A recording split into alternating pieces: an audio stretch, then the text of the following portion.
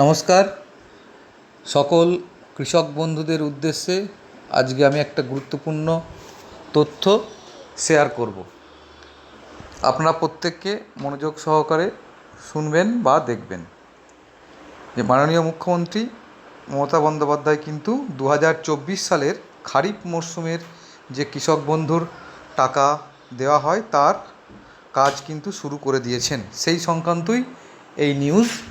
দেখুন, এখানে উনি বলছেন যে আমি অত্যন্ত আনন্দের সঙ্গে ঘোষণা করছি যে আমাদের কৃষক বন্ধু নতুন প্রকল্পে আমরা রাজ্য জুড়ে কৃষক ও বর্গাদারদের প্রতি বছর খারিফ ও রবি মরশুমে চাষের সুবিধার জন্য যে সহায়তা প্রদান করি তারই অঙ্গ হিসাবে এবারের আসন্ন খারিফ মরশুমের জন্য অর্থাৎ এই 2024 সালের যে খারিফ মরশুম তার জন্য রাজ্যের 1,05,00,000 কৃষক ও বর্গাদারকে সহায়তা প্রদানের কাজ আজ থেকে শুরু করা হলো। অর্থাৎ আজ আমাদের 13ই জুন।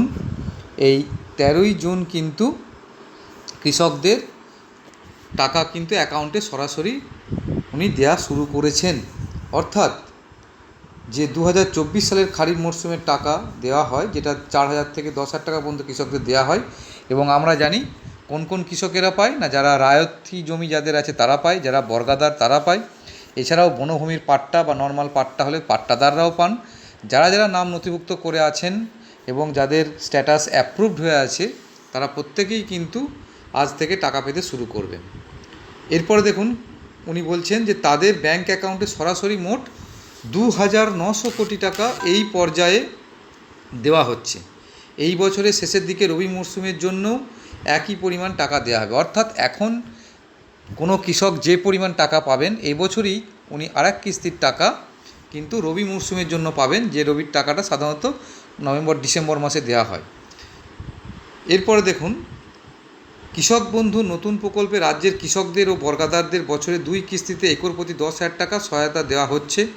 যাদের কম জমি আছে তারাও আনুপাতিক হারে ন্যূনতম 4,000 টাকা সহায়তা পান। অর্থাৎ যাদের কম জমি আছে, অর্থাৎ 40 ডেসিমেল বা 40 শতক পর্যন্ত, তারা কিন্তু 4,000 টাকা করে পান বছরে, 2,000 করে।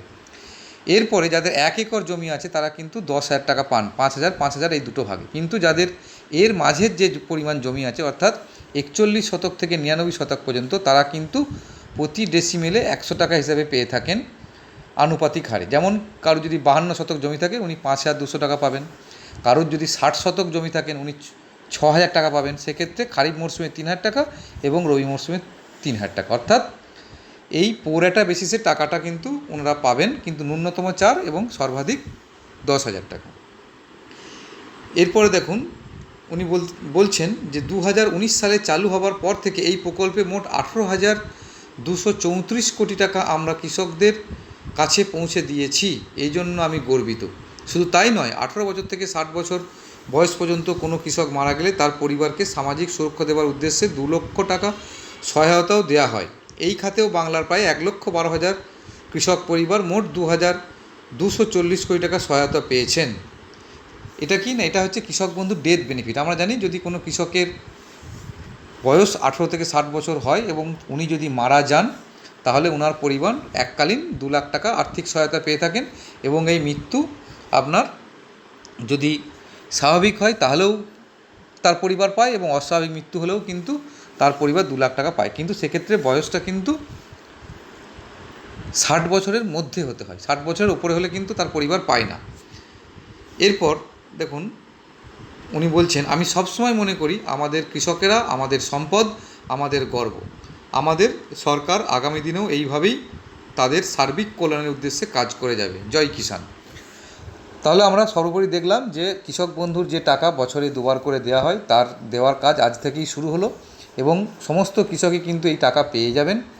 এর মানে এই নয় যে আজকে আপনার টাকা ঢোকেনি বলে আপনার দুশ্চিন্তা করবেন। তার কারণ এই টাকা প্রদানের কাজ একদিনে সমস্ত লোকের ডিবিটি করা সম্ভব হয় না।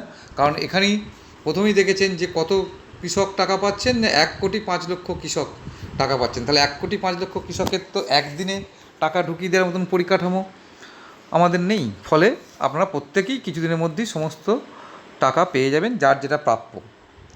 ধন্যবাদ।